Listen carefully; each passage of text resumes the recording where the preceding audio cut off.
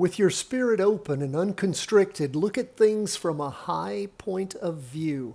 Miyamoto Musashi.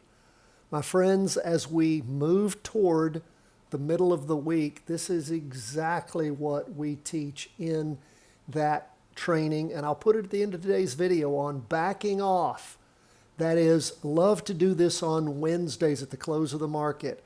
Pull back, look at what's going on. Instead of all the minutia, start with the big chart and get a feel for, is a move continuing? Is it dying? What's happening with the Heikin-Ashi candlesticks? What's happening with the volume?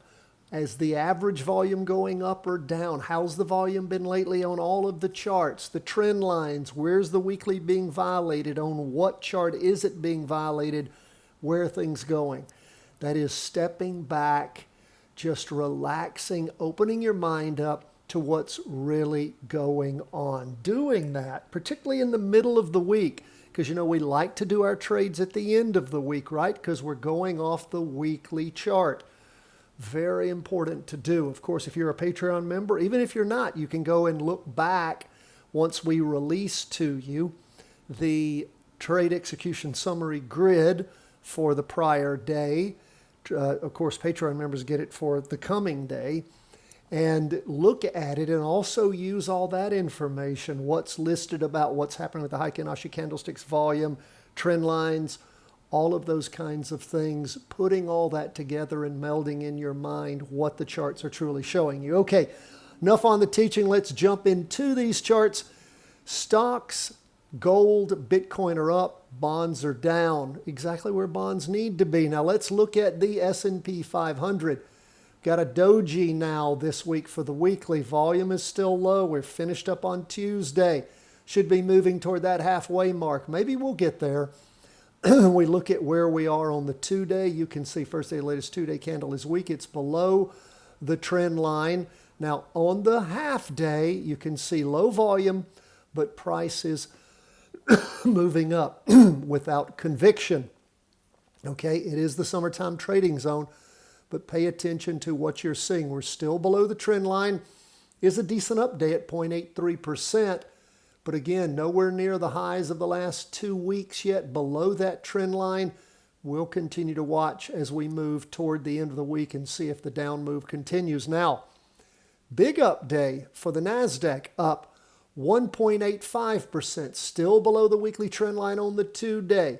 Below it, on the weekly is what I was looking at. Below it also on the 2-day, but putting a little green candle. Green up in the morning and the afternoon. Volume better on the NASDAQ for the daily. Still weak on the 2-day and well below on the weekly. But we'll keep an eye on things as we push toward the end of the week. Now, bonds going in the right direction. We've been short on bonds now going into the 3rd week, and it's beautiful. We had nice volume last week with a lower low this week. Again, not a big day, but going in the right direction, which is down. Remember, TBF is the inverse fund for bonds that we practice trade. Now, what about gold? Gold up for the day, 1.96%.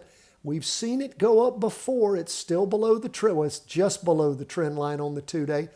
Below it on the weekly. Got a red, well, just a red, well, maybe that's a spinning top. Let's zoom in. Always the best thing to do when you're not sure. Blow it up. No, it's just a red down candle.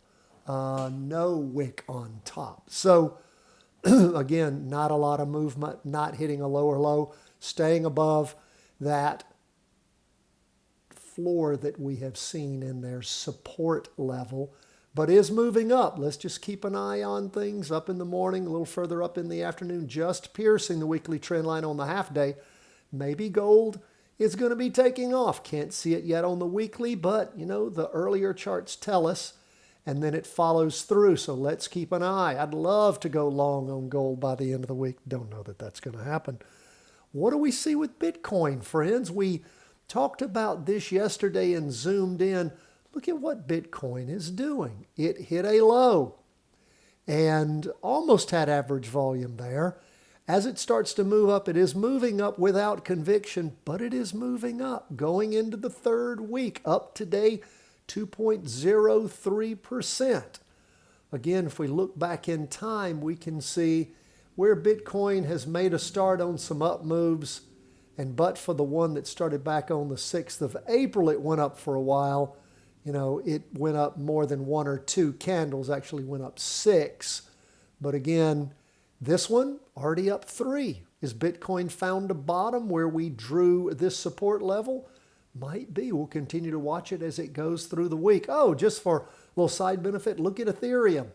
Ethereum also up for 3 weeks. So as we look at Bitcoin, of course, we can see that it has moved, well, let's see, yeah, as the trend line, we're above it on the 2-day, above it on the half-day, bouncing off, it looks like, that support level. So we'll keep an eye on things, see if Bitcoin's gaining a little steam. That is where we are. Love for you to reach out to us, cw@chartingwealth.com. Always feel free to leave comments on our X account, also on YouTube. We like to hear from you. We so appreciate our Patreon members. Welcome all the new Patreon members over the last few weeks. Thank you for supporting us, underwriting the channel. Of course, we try to make it worth the $1 a day that you give us, and we thank you so much for the support. You know, we send out to you the weekly vertical crossovers on Thursday. We send out to you each and every day the 5-day plus analysis and forecast and the trade execution summary grid. So we try to make it worth your while and worth your money. God bless, my friends. All the best from the whole team at Charting Wealth.